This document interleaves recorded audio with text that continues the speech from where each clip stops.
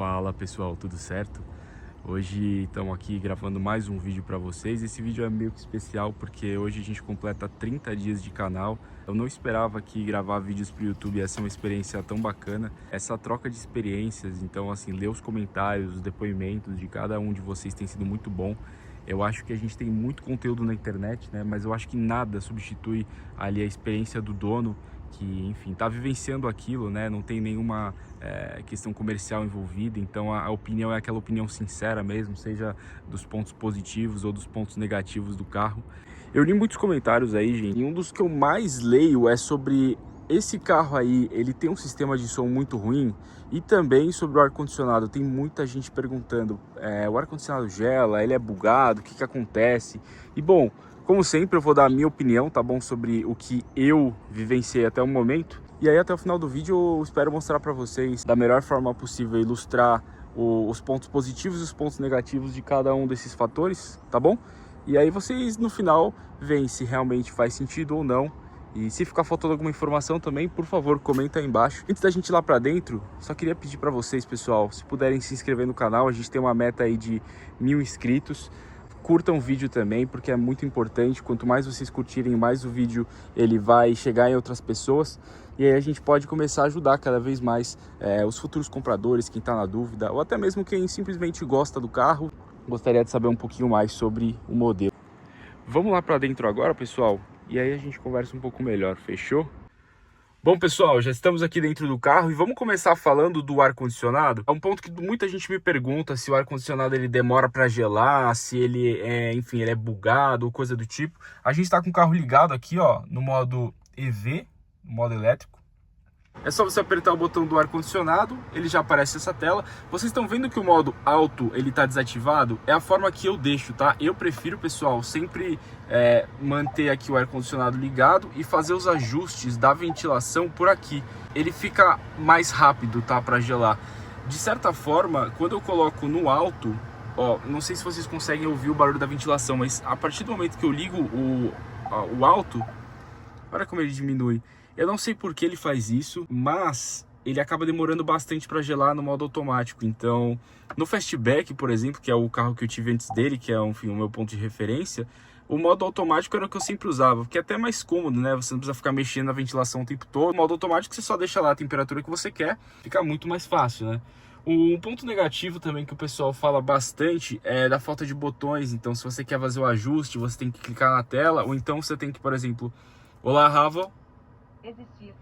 Aumentar a temperatura para 24 graus. A temperatura está ajustada para 24. Aí outro exemplo. Olá, Ravel. Ouço. Abaixar a temperatura para 22 graus. A temperatura está ajustada para 22. Legal. Uma coisa bacana também é que quando tem um passageiro aqui do lado, só que é, por exemplo, sei lá, de alguma forma mudar a temperatura também, ela pode falar isso por áudio e o carro entende que é só do lado dela. Isso muda e é bem legal mesmo, tá? Ponto negativo disso, como eu já falei, não tem o botão ali para você mudar. Você precisa fazer isso pela tela ou pela voz. Tem muita gente que fala que isso são os novos tempos, né? Que isso traz mais comodidade. Talvez sim, a gente precise se acostumar com isso, mas é uma coisa que eu acho que poderia ter de opção, realmente. Faz falta. Também você tem a opção da ventilação dos bancos, né, do passageiro, então baixo, médio e alto, né, do motorista também.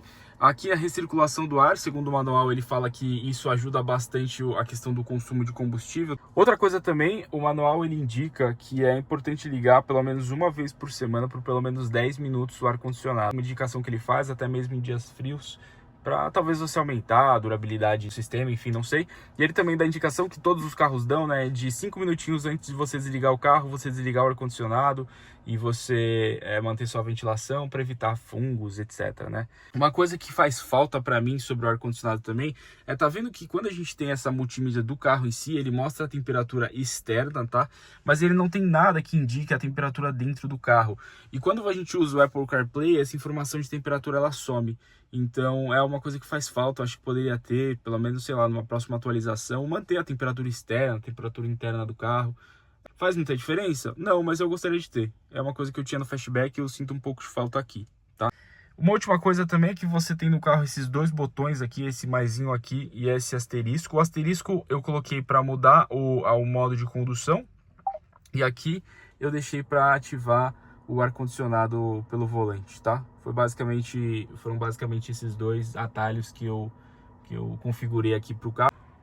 Sobre o som do carro. Rápido parênteses, tá, gente? Eu tô uns 10 minutinhos aqui com o carro parado, ar-condicionado ligado no modo elétrico e nada do motor a combustão entrado. Sobre o som, o Fastback, por mais que tenha diversos defeitos de acabamento, etc., na minha opinião, tinha um sistema de som muito bom. O grave dele era bastante forte, a altura dele também era muito boa. De todos os modelos que eu vi, eu gostei bastante, por exemplo, do som da Sony. Acho que é assinado pela Sony, eu posso estar errado, tá? Mas eu gostei bastante do som do Tigo 8, som bem legal, achei muito bom mesmo, tá? Não sei como é que era nos modelos anteriores, mas vamos falar sobre esse daqui em si, tá? Se eu não me engano, são 8 alto-falantes, né? Então, 2 do lado direito, 2 do lado esquerdo, tanto na frente quanto atrás. São 140 watts, posso estar errado, tá? Depois eu vou consultar melhor essa informação. A minha percepção, o primeiro test drive que eu fiz, como eu já contei pra vocês, foi no PHEV 34, que é um modelo ali realmente top de linha, né? Enfim, um só antes do GT, então... eu acho que o GT tem um sistema de som melhor, eu não tenho certeza, tá? No test drive, a gente foi fazer o teste no rádio, né?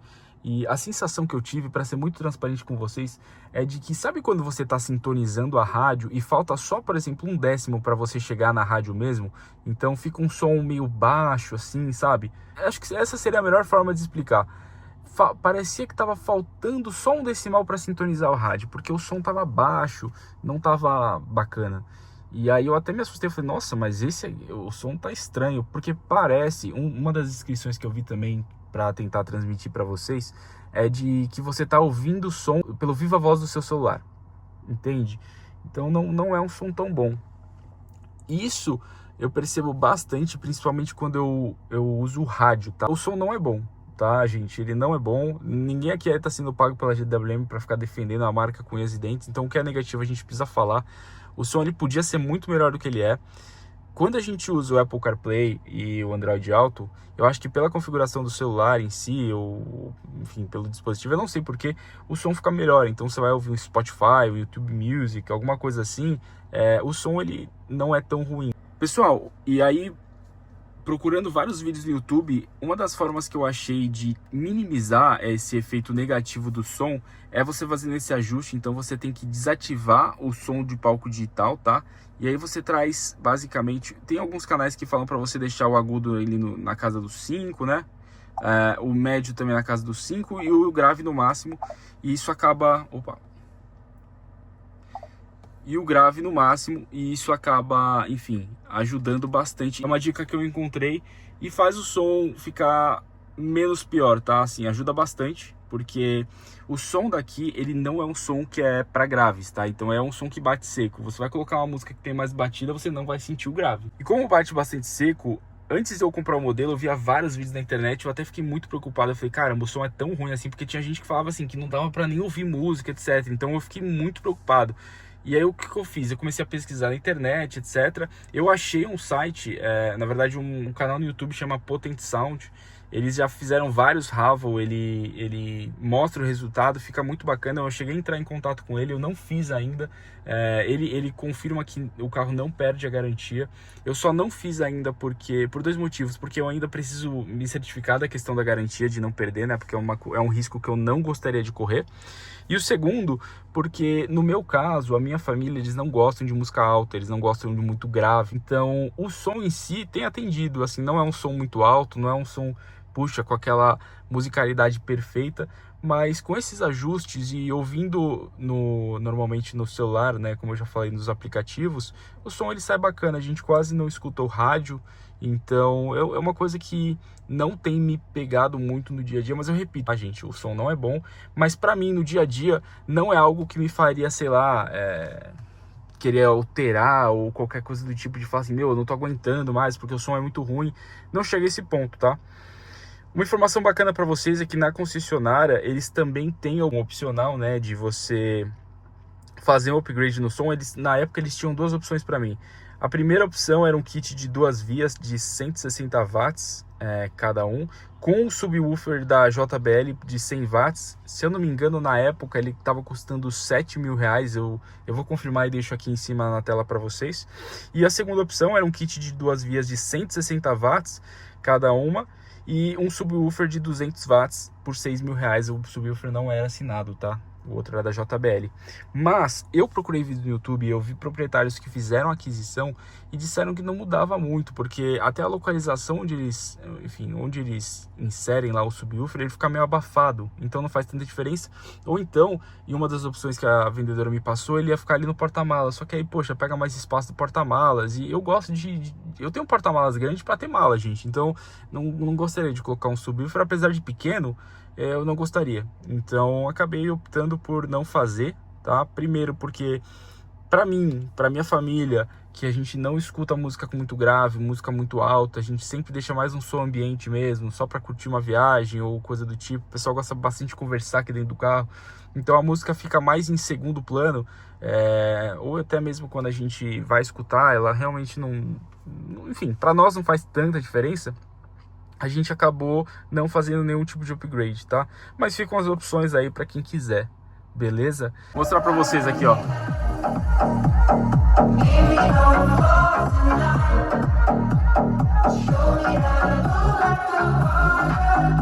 Enfim, assim, não é nada assim, na minha opinião, nada terrível. Existem diversos modelos muito mais baratos com som muito melhor, tá? Isso é fato. Então é uma coisa que eles precisam melhorar, sim. Mas, como eu falei, não é algo que me incomodou tanto a ponto de eu querer investir um pouco mais de dinheiro nisso, tá? Como eu tava falando do volume lá dos passageiros, eu esqueci de mostrar para vocês que, assim, os passageiros que não conhecem o carro, eles querem, enfim, apertar aqui. Existe a opção de você aumentar o volume por aqui, tá? Então é como se fosse um celular mesmo. Mas, como eu disse, eu acho que um botão, de vez em quando, principalmente para volume, fica mais fácil.